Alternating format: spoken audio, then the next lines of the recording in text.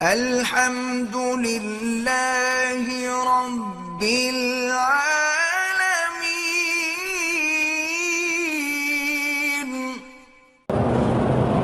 اس دور میں خاص طور پہ ہمارے نوجوان جو ہیں، جو نئے تعلیم یافتہ ہیں، بیچارے کالجوں سے پڑھے، یونیورسٹیوں سے پڑھے، دین سے زیادہ واقفیت نہیں ہے، ان کو یہی شبہ ہوتا ہے کہ جی اب اللہ فرماتے ہیں کہ ہم نے مسلمانوں کی مدد کی، ہم مسلمانوں کے ساتھ ہیں، ہم مومنوں کے ساتھ ہیں، تو اب جو مومن ہر جگہ مر رہا ہے تو اللہ کی مدد کہاں ہے؟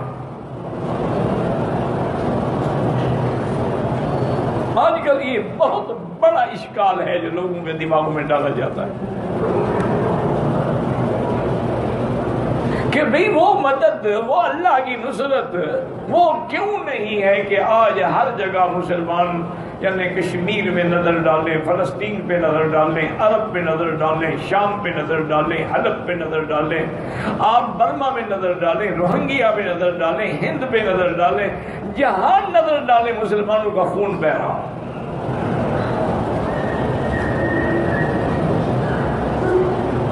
تو ایک بات تو یہ سمجھیں کہ قرآن میں جہاں جہاں نصرت کا وعدہ ہے وہ اسی جماعت کے ساتھ تھا جو اس وقت میدان بدر میں تھی، یہ نہیں کہ وہ وعدہ سب کے لیے ہے۔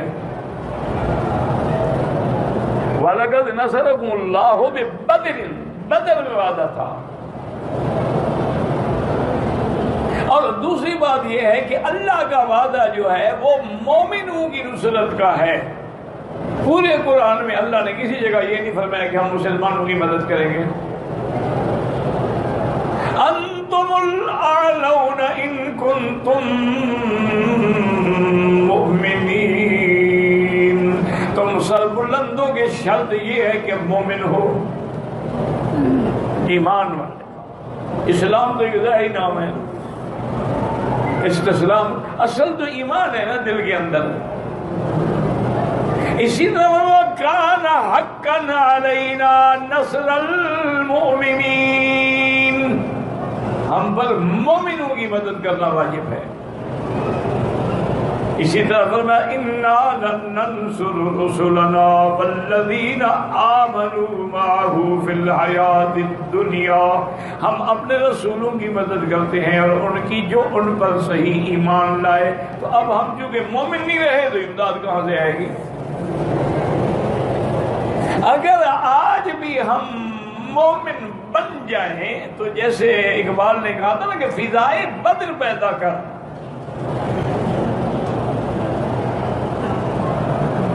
تم اسی طرح وہ میدان بدر کی فضا پیدا کرو، وہ روح بلالی پیدا کرو، تم اپنے اندر وہ جذبہ ایمان، حب مہاجرین و انصار پیدا کرو، تو آج بھی اللہ کی مدد آنے کے لیے تیار ہے۔ اور دیکھ لیں کہ بدر میں تو میرا مدنی پاک بھی موجود ہے نا، لیکن حضور کی وفات کے بعد حضرت صدیق کا دور آیا، حضرت عمر، حضرت عثمان، یعنی اسلام پھیلتا گیا، کیونکہ وہ صحیح مومن تھے۔ اولئک هم المؤمنون حقا، اللہ نے فرمایا میرا مدنی تیرے صحابہ اندر باہر سے پکے مومن ہیں۔ تو جب تک وہ صحیح ایمان والے میدان میں رہے، اللہ کی نصرت ان کے قدم چومتی رہی، اور انہوں نے مشرق سے لے کر مغرب تک اور شمال سے جنوب تک، اسپانیہ سے لے کر ماورا نہر اور چین اور ترکمستان اور اپنا جتنی ریاستیں ہیں، ہر جگہ اسلام کا پرچم بلند کر دیا۔ 80 لاکھ مربع میل پہ اسلام کا پرچم لہرا دیا۔ لیکن وہ مومن تھے۔ جب وہ ایمان والی جماعت گھٹتی گئی تو ہمارے ملک بھی گھٹتے گئے اور ہم پر مار بھی پڑتی گئی۔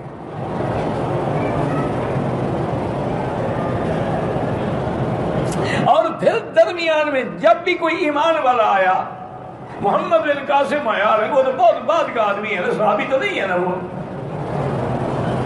بہت بعد کا آدمی، لیکن صحیح مومن تھا، ایمان والا تھا، سچا تھا تو نتیجہ یہ نکلا کہ اس نے عرب سے چل کے، بغداد سے چل کے آپ کے دراوڑ اور کراچی اور دیبل اور سندھ کے چپے چپے پہ اسلام کے پرچم بلند کیے، اور جہاں جہاں سے گزرتا گیا ہندو کھڑے ہو جاتے تھے کہ ہمارا دیوتا۔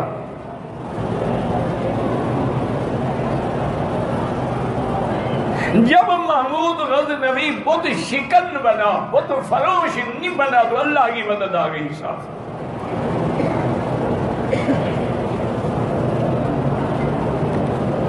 اور جب ہم پیسوں پہ لڑنے لگے، اقتدار کی کرسی پہ لڑنے لگے، ہم جناب سرکار کی خوشنودی حاصل کرنے کے لیے انگریزوں کے بوٹ پالش کرنے لگے، تو پھر وہ نصرت بھی ختم ہو گئی، ہر چیز ختم ہو گئی۔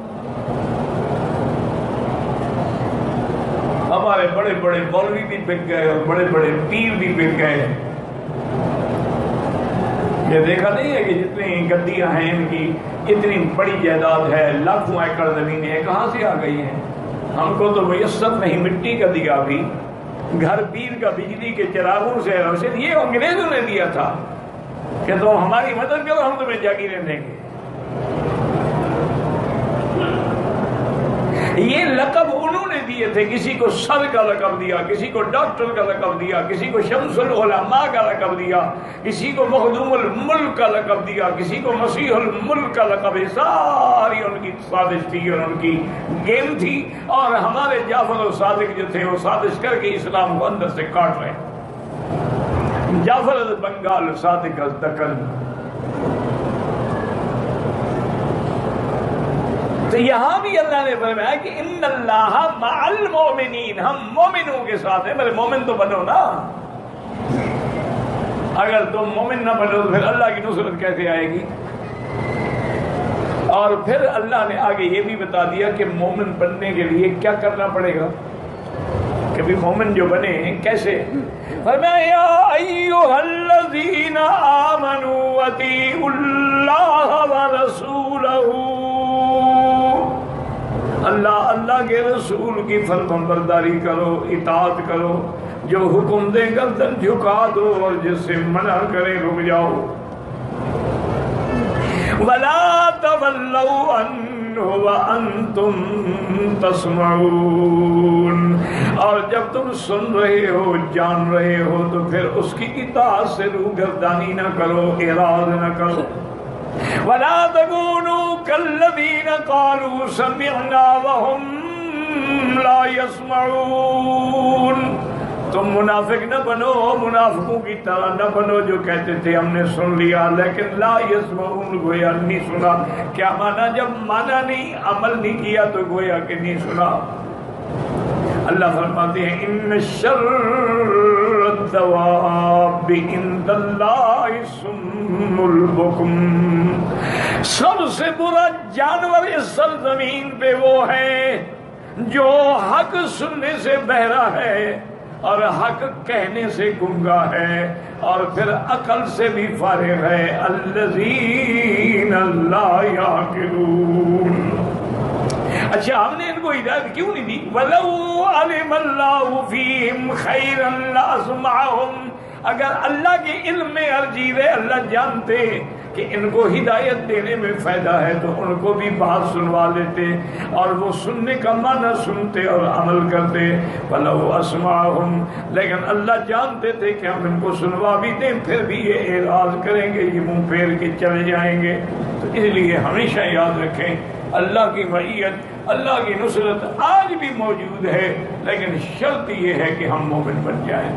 لیکن اگر ہم کعبے کا طواف بھی کرتے رہیں یا رب البیت العتیق اور ربنا آتنا اور ادھر یا غوث اعظم یا پیران پیر یا داتا بھی کہتے رہیں تو اس سے بڑا منافق دنیا میں کوئی پیدا نہیں ہوا۔ ہمیشہ ایک بات یاد رکھنا، منافق بھی تو یہی کہتے تھے نا، جب مومنوں کے پاس آتے تو پکے مومن کافروں کو کہتے نہ بھاگو ہم تمہارے ساتھ ہیں۔ اس لیے اللہ کو وہ ایمان پسند ہے جو خالص ہو، اندر باہر سے پکا مومن ہو۔ اللہم اجعلنا